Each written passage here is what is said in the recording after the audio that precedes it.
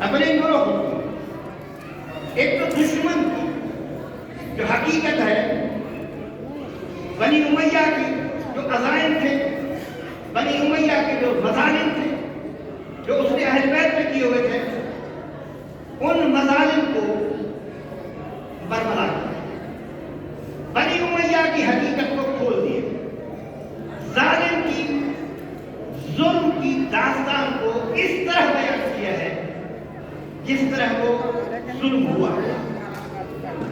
رہبر معظم فرماتے ہیں کہ اپنی روایت خود بیان کرو، اپنا نظریہ خود بیان کرو۔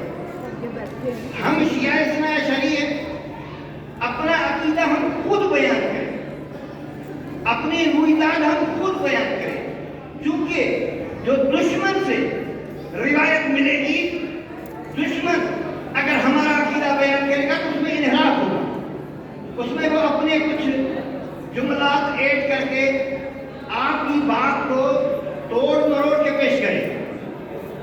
اسی لیے ضروری ہے کہ خود سینب کبریٰ نے، کیونکہ کربلا کی تشریح گواہ ہے، جو ان پر ظلم ہوا ہے سب کے سامنے بیان، دشمن کی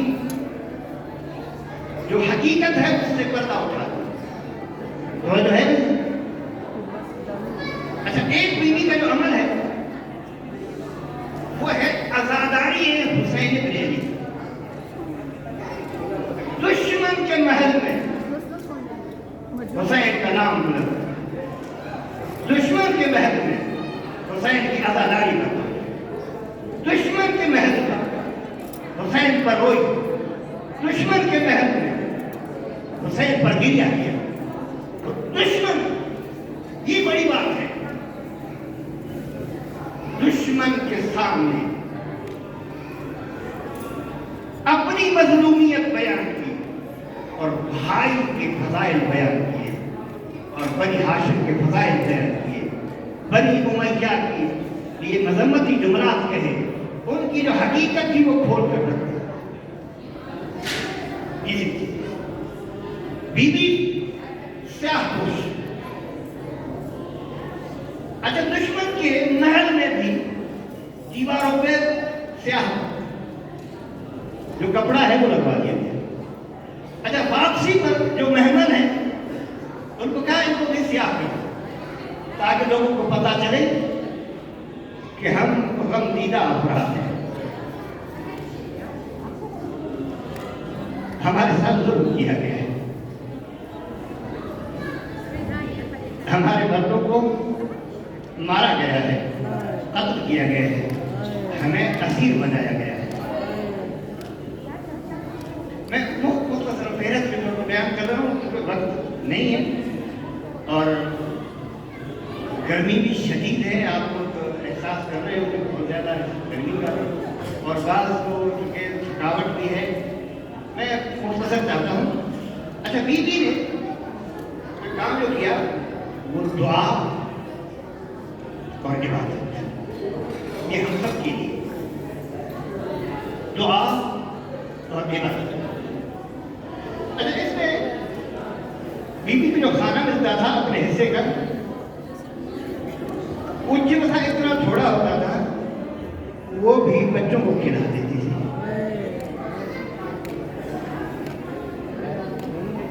تاکہ حسین کے بچے بھوکے پیاسے رہیں۔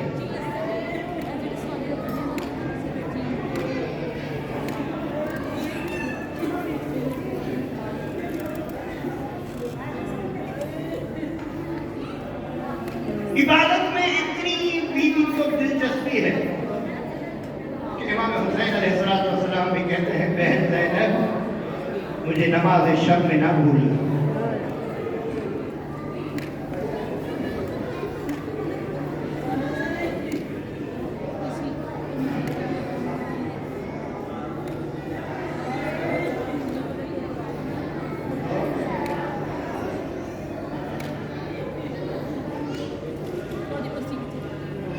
کربلا کی لغت کا ایک اپنا انداز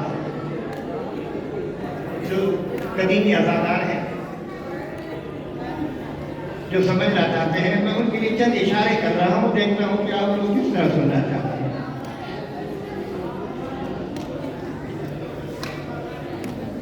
کربلا کی لغت میں اگر لفظ جوان اور جوانی کا معنی دیکھیں گے تو حسین کا کڑیر جوان علی اکبر،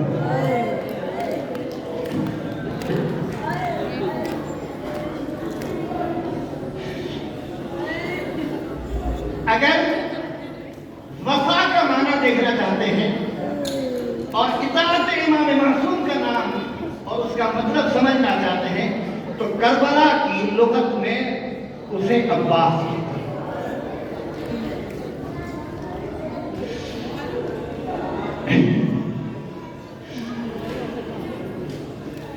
اچھا 6 ماہ اگر اس لفظ کو کربلا کی لغت میں دیکھیں گے تو حسین کی وہ نشانی جو چل نہیں سکتی تھی حسین اٹھا کے لے گئے تھے، یا یوں کہوں وہ ننھا مجاہد جو ماں کو ماں بھی نہیں کہہ سکتا ہے۔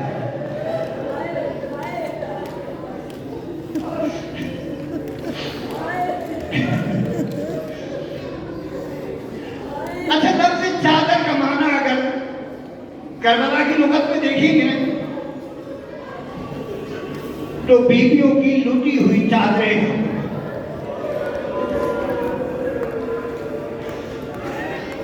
نیلے رخسار یا سرخ رخسار، اس کا کربلا کی لغت میں معنی دیکھنا چاہیں گے تو سکینہ کے رخسار ہے۔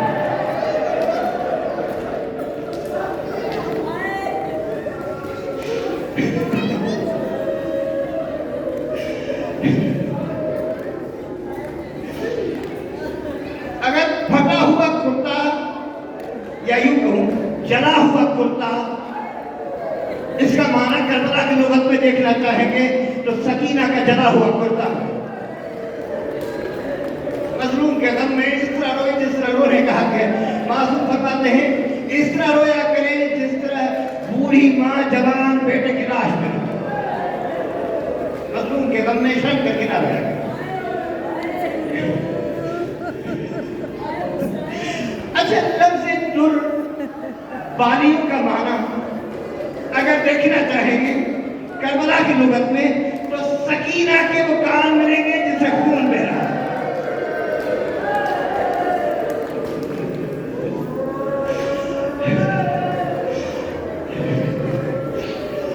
اچھا امام سجاد دیکھیے، امام سجاد جب بھی پانی لایا جاتا تھا روتے تھے، جب بھی قصاب کی دکان سے گزرتے تھے یا کوئی بھیڑ بکری ذبح ہوتی تھی تو پوچھتے تھے کیا اس کو پانی پلایا ہے،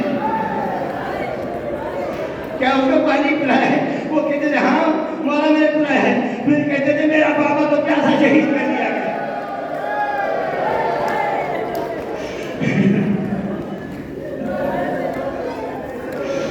جب بھی مولا سے پوچھا گیا مولا سب سے بڑی مصیبت آپ نے کہاں پڑی تو 3 مرتبہ کہا الشام الشام الشام۔ میں کہوں گا مولا آپ کے بابا تو کربلا میں شہید ہو گئے، آپ کے چچا عباس تو کربلا میں شہید ہو گئے، آپ کے بھائی اکبر تو کربلا میں شہید ہو گئے، آپ کے خیمے تو کربلا میں جلائے گئے، آپ کی پھپھیوں سے چادریں تو کربلا میں کھینچی گئی، آپ کے خیمے تو کربلا، لیکن مولا یہ شام کیوں؟ کہا شام اس لیے کیونکہ وہ تو مرد تھے، ان کا شہید ہونا ہمارا ورثہ ہے، شہادت ملتا ہے، لیکن ماؤں بہنوں کے ساتھ قیدی بن کر شام کی اور اوپر کی بازاروں اور دربار میں جانا۔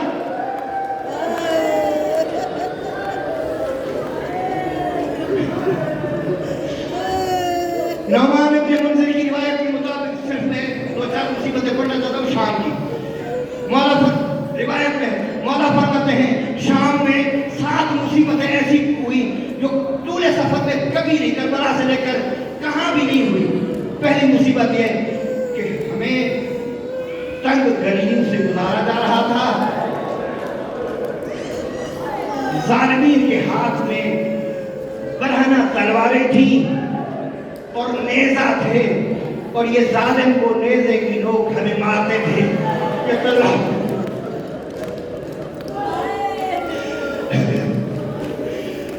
اور خوشیوں کے قدر مناتے ہیں.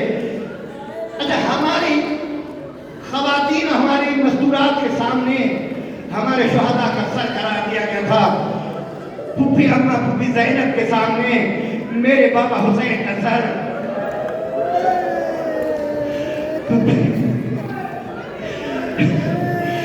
اکبر کا سر جو ہے وہ سکینہ کے سامنے رکھا گیا. اصغر کا سر اس کی ماں رباب کے سامنے رکھا گیا.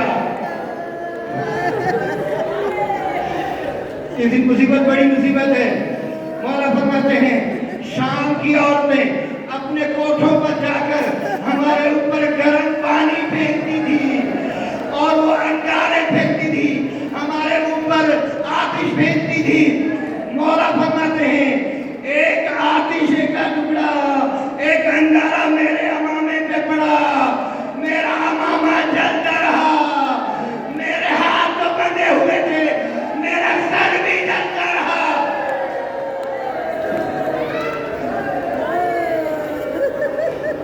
آخری جملے پڑھ رہا ہوں, ختم کرو.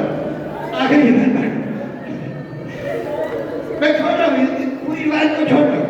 مولا فرماتے ہیں ہمیں صبح سے شام تک گلیوں اور کوچوں میں پھرایا جا رہا تھا اور ہمیں بردہ فروشوں کی جہاں قیدیوں اور غلاموں کو خرید کیا جاتا ہے وہاں لے جایا گیا. آل محمد کو کہاں لے جایا جا رہا ہے؟ مولا فرماتے ہیں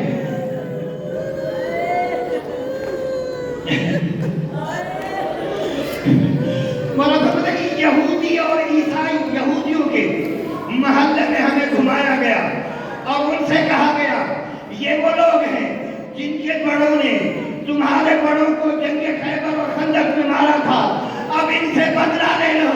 کسی عورت نے پتھر مارا, کسی نے بس روایت کا آخری حصہ پڑھ رہا ہوں. یہ دربار میں آ گئے, یزید کے سامنے کشت رکھا گیا, اس میں حسین کا سر ہے. کس کا سر؟ حسین کا سر. یزید کے ہاتھ میں ایک چھڑی ہے. کیا سننا چاہتے ہیں, کیا سننا چاہتے ہیں؟ یزید کے ہاتھ میں چھڑی ہے اور حسین کے لبوں پر, حسین کے ہونٹوں پر مار رہا ہے. میں کہوں گا یہ وہی حسین ہے جس کے ہونٹوں پہ بوسے رسول دیا کرتے تھے. فاطمہ زہرا جن کو چوما کرتی تھی, علی مطلق. ایک صحابی دیکھ رہا تھا, اس صحابی نے کہا یزید کیا کر رہا ہے, خدا کی تجھ پر لعنت ہو, میں نے خود رسول کو دیکھا ہے ہونٹوں کو چومتے ہوئے. اچھا وہاں مختلف اور افراد بھی ہیں, مختلف عیسائی بھی ہیں اور باہر سے آئے ہوئے ہیں. میں مختصر کر رہا ہوں, آخری جملہ معافی مانگ رہا ہوں سب سے پہلے سادات سے اور بزرگان سے معافی مانگ رہا ہوں. بڑا سخت جملہ ہے, اگر تحمل نہ کریں تو بہرحال مجھے معاف کر دیجیے گا کیونکہ جملہ ایسا ہے. اچھا اس کی نظر حسین کی 4 سالہ چھوٹی سکینہ ہوگا. کیا سننا چاہتے ہیں؟ حسین کی چھوٹی 4 سالہ بچی میں پڑی. اس جو باہر سے آیا ہوا تھا سفیر, اس نے یزید سے خطاب کر کے کہا یا امیر حبلی ہاذہ الجاریہ, اے امیر یہ بچی مجھے کنیزی میں دے